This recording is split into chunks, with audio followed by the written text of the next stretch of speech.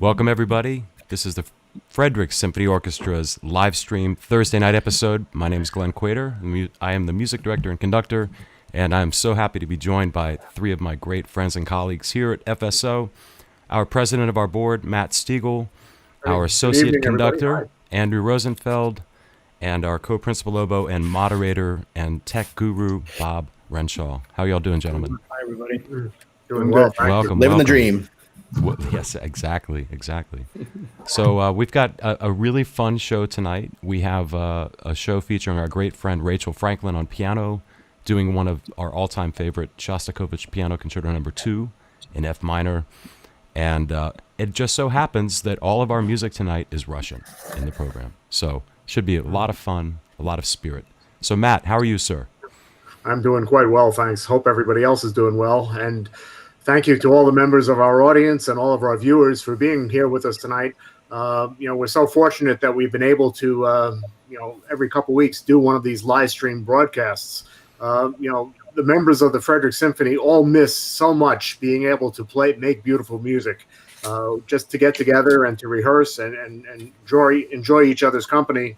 We'll be so glad when we can move on to actually doing live performances once again.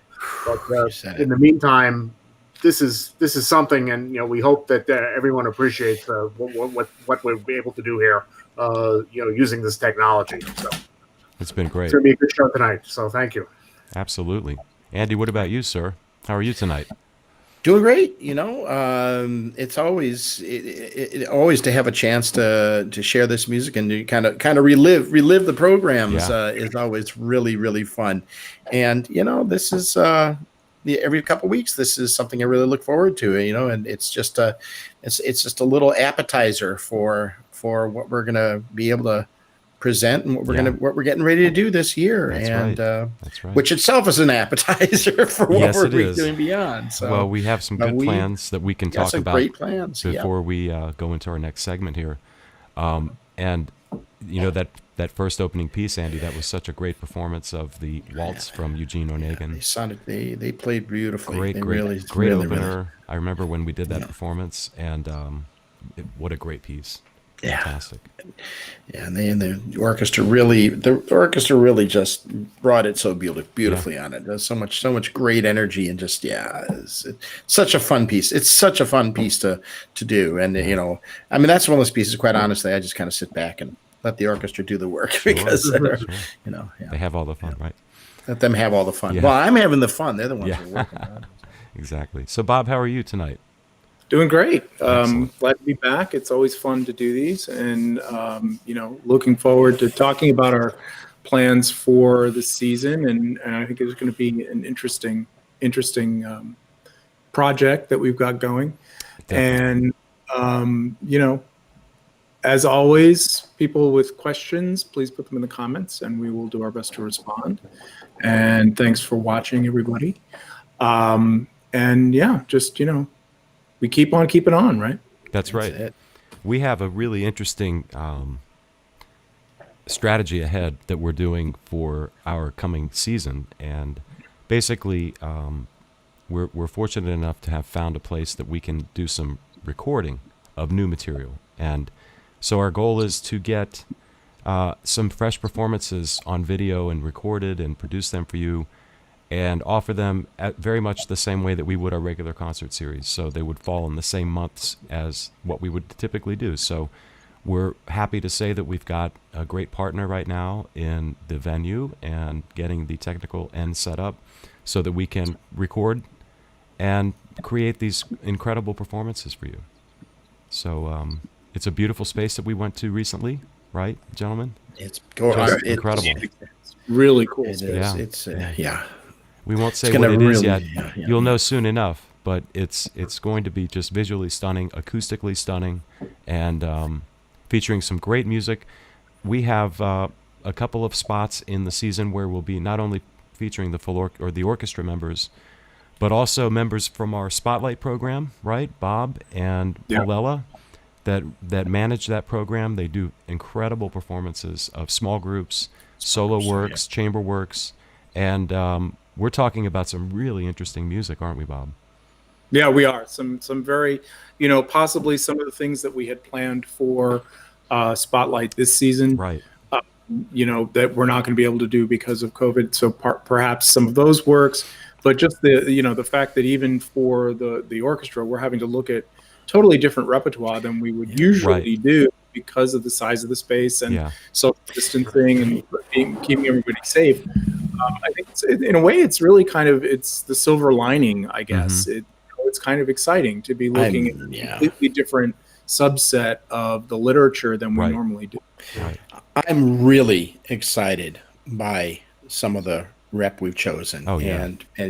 And try. I don't know how much we spend time talking about it, but we've really, let's just say, put it this way, we've put together I think a really engaging and beautiful set of pieces, and we've had to make some really interesting adjustments. It's going to be string heavy, and but there's so much good literature out there. There really great is. Repertoire out there. We're really tapping into some of the best of it. And we're also using creative ways to do solo wind pieces with the strings by way of having a virtual recording of our wind soloists and wind players to be joined together with live performing strings. So you won't miss the sound of the ensemble. We just won't be in person, but it will be very nice, and we're very excited about it. Yeah, definitely. I think the biggest thing that we're fortunate of. For putting this series together is that the technology that we're using and the people that we have that are going to be doing the recording for us are just all top notch. That's right. The sound quality is going to be wonderful. Absolutely. Absolutely. It'll be very, very good. So I'm really looking forward to it. So I know the members of the orchestra who are going to be involved in this are also very looking forward to it. So it's going to be a good concert series for us this year. Yeah, and different from what we've done in the past, but still going to be a great season. Yeah. So we'll start to roll that information out very soon. We're doing our work and getting everything planned out and finished up so it can be ready for release. But it will be very soon. So very excited. So in the solo piece that we do with Rachel in this program, the Shostakovich, while I have you two gentlemen on, I want to talk about what it was like for you. We've had Rachel there quite a few times, right, with Frederick Symphony. She's been there a number of times as a soloist. And this piece it's just such a different kind of concerto. It was composed for his son graduation from the conservatory, right, Andy? Right. And exactly. It was, it's almost tongue-in-cheek in a way. Not really. It's true composition, of course, but from your perspective, hearing the piece, there's reference to the Hannon piano virtuoso book, and right. It's again very interesting. But what did it feel like as a listener? And Bob, for you played in that one. I did. Yeah. So, Matt, you were in that as well, right? Yes. And that's some powerful music, even though it's a small little, almost like a chamber orchestra piece for the piano. But what was it like from your perspective, that piece? Either one of you. Go ahead, Matt. Well, me being in the lower brass section, I always get an interesting perspective for any of our performances. Sitting all the way in the back of the orchestra, right? I'm sitting directly in front of the conductor, so I get to see all the facial expressions and the direction and the guidance that the conductor is giving to the orchestra, and the sweat that the members of our audience don't get to see. They just get to see his back. So I always get an interesting perspective from that viewpoint. But Rachel, being able to play with the virtuosity that she has on that instrument, on that Bosendorfer Grand Imperial, even in the back where I'm sitting, it's just amazing to be able to hear it. It really, really is. So. That instrument is something. Yeah. To think that Frederick Community College was able to acquire that instrument, I don't know how they did it. We're talking, this is I don't really know all that much about it, but I think when people think of classical pianos, they think of Steinway, maybe Yamaha.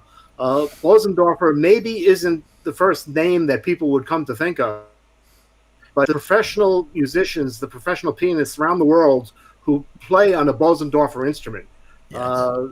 It's really it's an unbelievable instrument. It really is. She does such a great job with it. So. Oh, absolutely. Bob, what about you?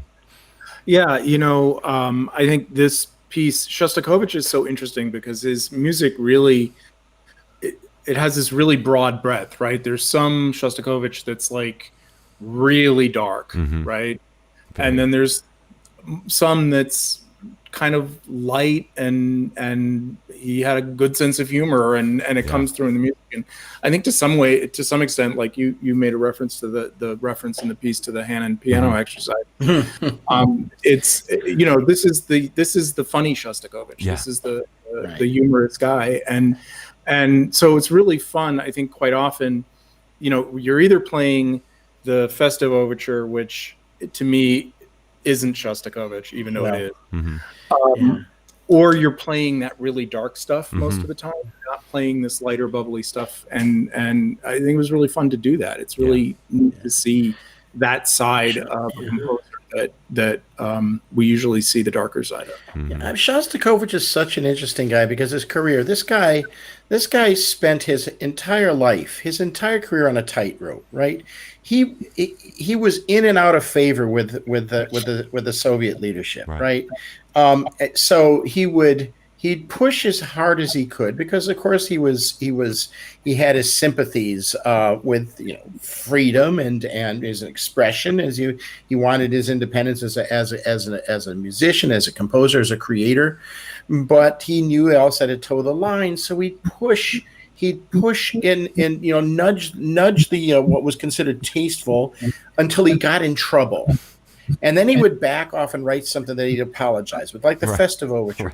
Best thing is, we're going to hear his first symphony or a bit of his first symphony, which is a graduation piece in Leningrad Conservatory. But a piece like this is part of it. He's walking the line. He's pushing the envelope of, just pushing the envelope of modern enough to tweak noses, but not to really enrage the critics. Right. And but unlike his fourth symphony or the Lady Macbeth, which he wrote, which he almost got thrown into the gulag for writing those. Yeah, exactly. And what does he do? He writes the fifth symphony as an apology. And so I mean, this piece is right in the middle of that. It's fantastic, but the humor is there. But it's always a little bit. Even his humor is kind of sarcastic. It's a little sardonic. Yeah. Well, he struggled with his relationship with Stalin for decades and lived in fear of his life for a long time. Absolutely. But it's hard to believe that when you hear the second movement of the piano concerto. Right. It's just this sunshine, that comes through in the music, and it's amazing. But Rachel is one of our most favored performers. I mean, the audience loves her, and we always do such compelling repertoire with her. We did the Rachmaninoff Concerto with her. I know that she's done Beethoven, Emperor. She's done a number of pieces with the Frederick Symphony, even before my time. What a musician. There. Yeah, she's fantastic. She was going to join us tonight where we asked her to. She's a very avid and respected guest lecturer here in the Washington area. And she works with a lot of other orchestras with the Kennedy Center. And tonight she is doing an event where she's speaking for a big, I guess one of these big organizations is doing something and they've invited her. So she is tied up tonight. She's spoken for. So we are just trying to tout her praises tonight. And of course, once we get to the concerto, that we won't need to say anymore. It will speak for itself, no doubt. But fantastic. So gentlemen, we have two tracks that we're going to play up next. As Andy mentioned, we've got the third movement, the Lento from the first Shostakovich symphony, which was on the same concert as the concerto that we'll play with Rachel, and then we also have a performance with Andy conducting the string. What is the movement from the Serenade? It's the elegy movement. The elegy from the Tchaikovsky. String Serenade. And what a beautiful piece. That was at Hood College, right? It's at Hood. Oh, that And piece is just... of course, the acoustics in there are incredible, and the setting is beautiful too. So we're going to play those two back to back, and then we'll come back for one more speaking segment and talk just a little bit more about what we have coming up, and also talk a little bit about our experience with Rachel Franklin. So, gentlemen, let's go into the Lento from Shostakovich's First Symphony.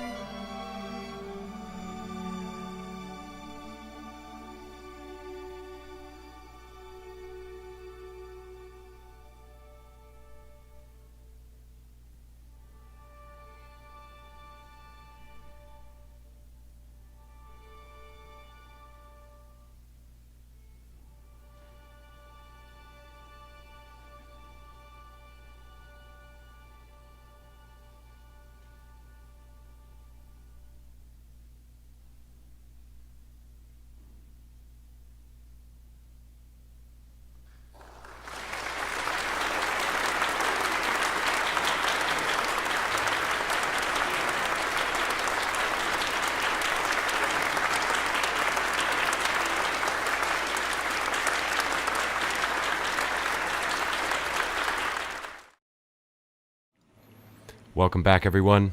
Boy, that was some beautiful music. Andy, beautiful job with the Serenade. Oh, Just yeah. beautiful, beautiful music. So What a great piece of calming. music.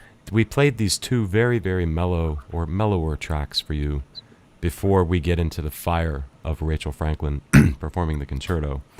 And to give you time to go get your Smirnoff, if that's what your poison is, might be a good idea to kind of keep you in your saddle, so to speak. So that's But right. yeah, wow, those pieces that we just heard, the Shostakovich. Andy, let's talk a little bit about what that piece was. It was basically the piece that made Shostakovich an overnight superstar. Yeah. You know, It really was. The symphony. Oh, or you did his symphony. The symphony. Yeah, What a yeah. I mean, it's a graduation piece. Mm-hmm. I mean, it was a sort of a thesis piece he wrote for a composition course at the Leningrad Symphony or Leningrad Conservatory. Mm-hmm. So it's pretty. It's pretty youthful music, but you already hear what is going to what's going to emerge in a lot of his later works. You know, that again, the movement you heard was very serene, but the first couple, the first and last movements are there's nothing serene about them. No. They're very sort of I'd say martial. They have the kind of a martial feeling, but again, it's a little bit. They're satirical. I mean, there's a lot of satire in them. It's like watching old night movies from the 19-teens. Where everybody's moving a little too fast. And that's his. It's humor as if, well, if you don't laugh, you're just going to go nuts, kind of thing, right? So, right. some ways that's why this music is perfect for this time of year. For what Yeah, very fitting. It's hard to Very believe fitting. that that music comes out of the mind of a 19-year-old in college. Exactly. And I think that his, once that piece was premiered with a big orchestra, Right. there was no holding him back as a voice in music. And I know his professors, many of them were very resentful because here was this kind of satirical, kid, 19 years old, that all of a sudden he's a great composer in the world. Right. It's just hard to believe it happened literally overnight for Shostakovich. Well, he's also part of he's in a society that if the official sort of taste makers of the government or whatever you want to call it liked you and wanted to promote you, which is the case. Then he had a kind of a tailor-made way for paving his way to some success. That's not to suggest that he had it easy, obviously, because it created again. He struggled his entire life by falling in and out of favor with the party. Yeah. Again, the worst situation was really at this Fourth Symphony in Lady Macbeth. Right. When Stalin himself was supposedly offended by the opera Lady Macbeth, but what happens is that the newspaper Pravda figured they sort of jumped the gun, so they immediately wrote they condemned Shostakovich, and this poor guy almost ended up. Yeah. But so then he apologized and said the party knows more about writing music than I do. So, and then he wrote the Fifth Symphony. But I mean this is a kind of a trait of Shostakovich's whole life, this sort of back and forth, push back. And then we go from that Shostakovich to the beautiful Tchaikovsky Serenade. Yeah, and that piece, the whole piece is just such a masterpiece for strings. It's just luscious music, right? I mean, it is. It is. I mean, that second movement is just, Tchaikovsky really was one of the greatest orchestrators ever. Oh yeah. Right? And he understood voicing. He understood, when to turn it on and when to pull back. And that piece just is it. Yeah. It's just so full. I mean, the entire work, the whole Serenade is just sort of full of great, sonority and rich, and it just exploited the string colors so beautifully, and very Russian too. I mean, it's definitely. So sort of we're very excited, and part of the reason we're playing this music too is because the string sound is the sound that we'll be focusing on for at least the first couple of concerts in this coming season here. And as we mentioned earlier, we've got a beautiful venue that we're partnering with to record these string gems, and also with solo wind players as well. And it's going to be it's a change for us, right, Matt? We're kind of having to reinvent the wheel, maybe for the third or fourth time since the summer. Right.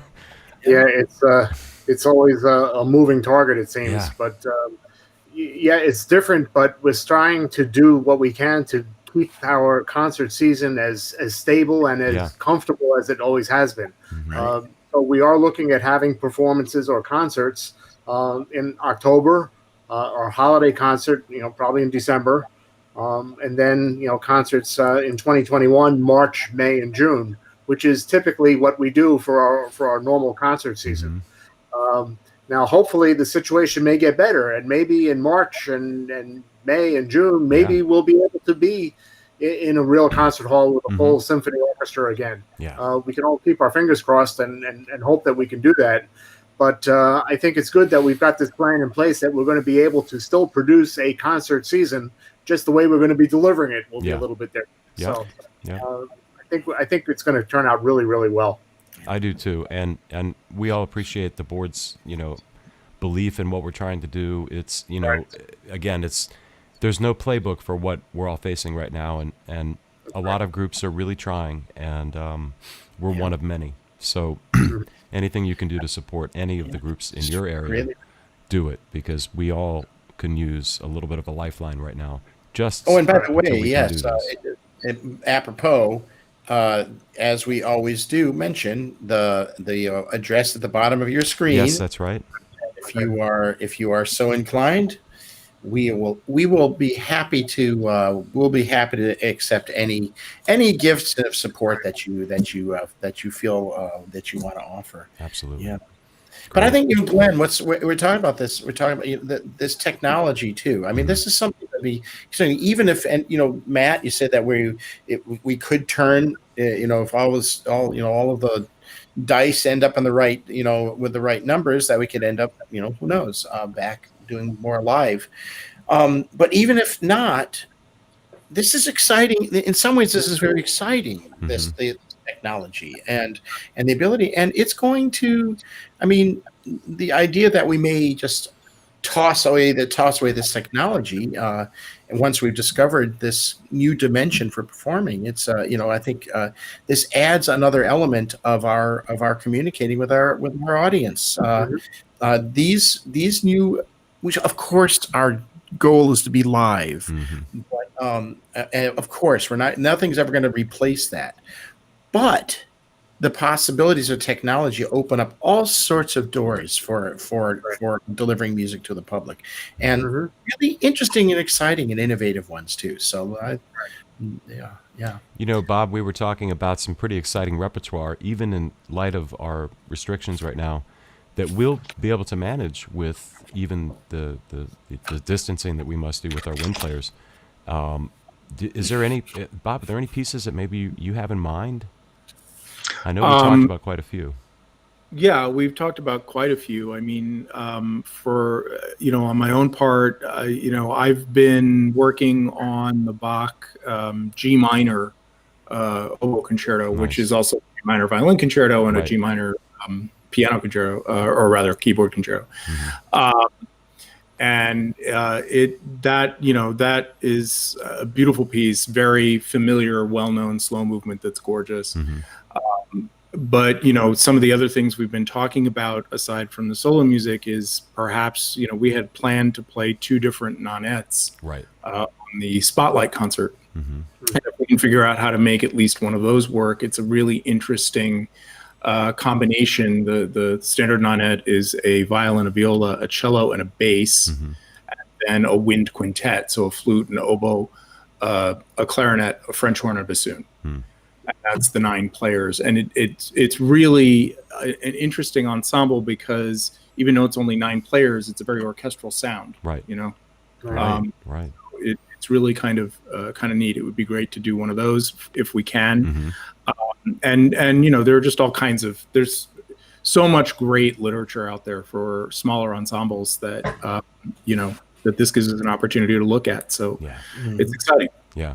And, the oboe, of course, with strings, there's so much just amazing concerto repertoire out there for the oboe, the earlier eras. And, there's some wonderful later stuff as well, Yeah. obviously. yeah, you've got the gamut to choose from on Yeah, your really. instrument. You But really do. yes, I mean, Baroque concertos, there's literally hundreds, Yes. Hundreds. literally hundreds. We don't have too many Baroque trombone concertos, unfortunately, Matt. No, But not too many. Right? we have, God. we certainly have other things for our brass players, and of course, there's brass quintet music as well, which we would love sure. to do if we can pull that off too.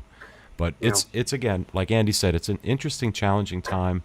It's been quite a journey the last 6 months for us, getting our presence up here online with our live streams and combing through our footage and getting archival material out and really producing it. It's been a great just journey for us in terms of what we perform. But now we're shifting into new music and new performances and new recordings, so that we can keep moving forward with what we do in our mission. So that's exciting for us too. We can finally kind of, come out of the den, out of hibernation, and venture out again and make some music again. So it's going to be very exciting.